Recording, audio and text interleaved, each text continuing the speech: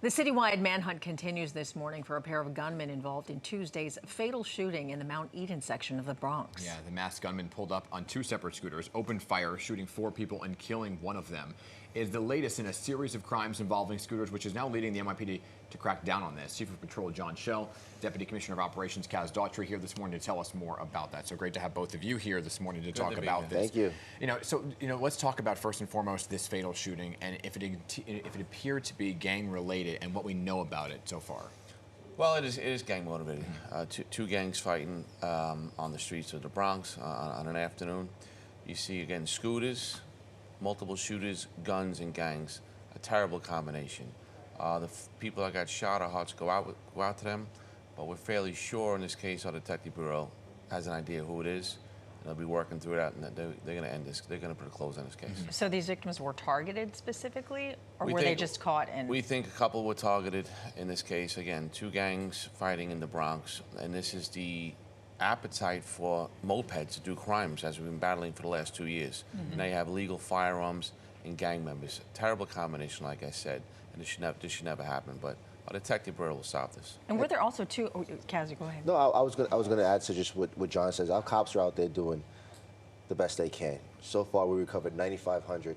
We've taken 9,500 scooters, dirt bikes, and ATVs off the street. 3,000 ghost cars off the street. 1,300 scooter-related arrests from January 1st to now. 989 summonses issued for illegal mopeds and scooters, and 2,500 in the Bronx alone taken off the street. And weren't there 2 other incidents involving scooters right after what happened the other day involving scooters? Well, our technology that night, our aviation was up, and they saw a person of interest driving recklessly the wrong way down the street. We believe might have been one of the shooters, so the detective bureau is working with that still. But it's the #1 complaint we get citywide. Yeah, everyone hates them. End of story. Why suddenly is there this uptick? Do you think some of it has to do with the migrants that are coming as well, using some of these scooters to get around for jobs? Specifically at this point in time where there is such an interest in going after these kinds of modes of transportation? I'll jump in first, John. I think that the criminal element, like their MO is to use a scooter because it's easy to commit the crime and get away. They can zip down one-way streets. Obviously, our police cars can't go down one-way streets. We don't really use a lot of scooters to patrol out in the city, but it's easy for them to maneuver throughout the city and get away, do their crime, and if they want to shoot somebody, rob somebody, snatch somebody's pocketbook, AirPods, Beats, Rolex watch, and it's an easy getaway for them. And it was never addressed prior to this. Again, we talk about consequences. Nobody was engaged in scooters up until our team came in here in 2022.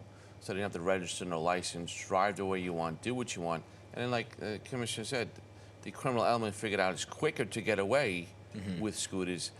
It's better to do a crime with a paper plate and a plate cover. So we're combating that. And since we started doing this endeavor, we've taken about 58,000 of these off the street, combination of bikes, ATVs. But is there a migrant component to it? You know what, the migrant component, honestly, some criminal, minimal, but they're also trying to work. We do engage a lot of Uber drivers trying to work, and we give them breaks. We're not, it's a balance we have to do, but we're not looking to take the young man trying to make money for his family. We're not going to do that. We're going to teach them to do it correctly. So we got to strike that balance. What specifically are you doing then to crack down, to make sure that you can find these illegal scooters? I mean, are you going around? Are you doing random checks? We're going to be rolling out. I think they did it about 2 years ago, where you get how we get $1,000 for a gun. We're going to up to 1,000. You can receive up to $1,000 if you call our tip line and let us know where these illegal scooters and ATVs and dirt bikes are being stored at. So we're going to be introducing that to the public very soon. And 2 years ago, it did help.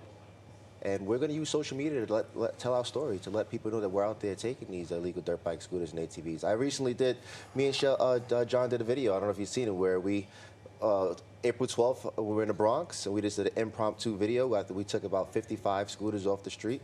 And I wish I had it to play for you when we said that we outside too, taking these scooters, because that's the model in the Bronx, where they always say we outside. So for someone who gets a scooter taken away from them, right? What's to stop them from just getting another one? Well, sometimes you will see when you take 1,000 scooters, you might see the next week an influx of, not an influx, but a little rise in scooter-related thefts. So we're kind of fighting each other. But, you know, last week we did a sweep where we just went around the city. If they were parked and unregistered, we took them off the streets. That's the safest way. Yeah. So we're asking people to phone in information, the tip line. So the safest way is take them off the street when they're parked, where they're being hidden. Can we get a search warrant? Do we do surveillance? So it's a multitude of ways we're trying to take them on the street, but we have their attention. Yeah. And in addition to that, we also use technology. Our cameras, our Argus cameras throughout the city, our air support. So if an officer does initiate a vehicle stop on a scooter and the guy takes off, we're not going to chase you. Yeah. We'll use air support. As soon as you stop, we'll move in and tactically take you into custody. Last night on our way to a community meeting, we engaged a car on the FDR with Jersey plates, very plate cover. Yeah. That just tried to stab somebody, and we couldn't catch him. He was too fast for us. But we know who he is. We know what the car is, and we do this with other cars too. If we can't catch you, we get your plate. You're going to come out of your house the next morning, and your car might be gone. Yeah. Well, you know, you mentioned we've been focusing a lot on what's been happening in the Bronx, but this is an issue not only in the Bronx, it's in all the 5 boroughs. So I'm sure a lot of folks at home are saying, well, you know, don't forget about us. What are some of the other things you'll be doing in the outlying boroughs as well to make sure that you're Well, we cracking do. down That everywhere? 9,600 we've taken this year, it's pretty much spread between every borough. We just don't focus on the Bronx. We go, because we have a team in each borough that does the same job with rack trucks, with the intelligence. So it's spread out across the board, it really is. Are all of them illegal? I mean, because you're talking about some of them that are parked. If somebody's just riding them down the street to go to work, Well, I mean, you can tell if they have a plate on it. Yeah, then you it's run the legal. plate, that's legal. If I would say 70% of them don't so have what about plates. the legal ones? Because this is the problem with the pedestrians. We know this. We walk across the street. The ones that are illegal, but just aren't following the rules of the road, like a car, right? That are just weaving in and out. They're riding in the bike lane. They're going up on the sidewalk. Well, that's a bigger issue. An ATV and a dirt bike are not street legal under any circumstances. Oh, ATV, yeah. And the dirt bikes, okay? They're not street legal. The mopeds, yeah, you have to license, registration, insurance, because the other part of this is, what about people get run over by these bikes? Our Yeah. moms, our dads, Right. our kids. If they're not registered and insured, who's footing that bill? We are, Exactly. you are, Yeah. the community is. So that's another aspect of this. So again, it's a balance, but I think we're doing a good job at it. All right. Gentlemen, thank you for your time Thank this you. morning. Appreciate it. By the way, if you don't have a helmet while you're wearing one of those, is that illegal? Yeah. Okay, because I remember fearing for my life when I was a kid. Oh, I know. If you didn't have a helmet on. The questions you're asking, are you going to buy a moped? Are you going to start? That's what it sounds like to me. Hey, we got a helmet for you, Dan. You know, bikes are a bad topic for me this morning. Yes. Don't pay the $40. Put your kid's bike together properly. You're having a bad day. Right? Yeah, that's what I say. Thank you.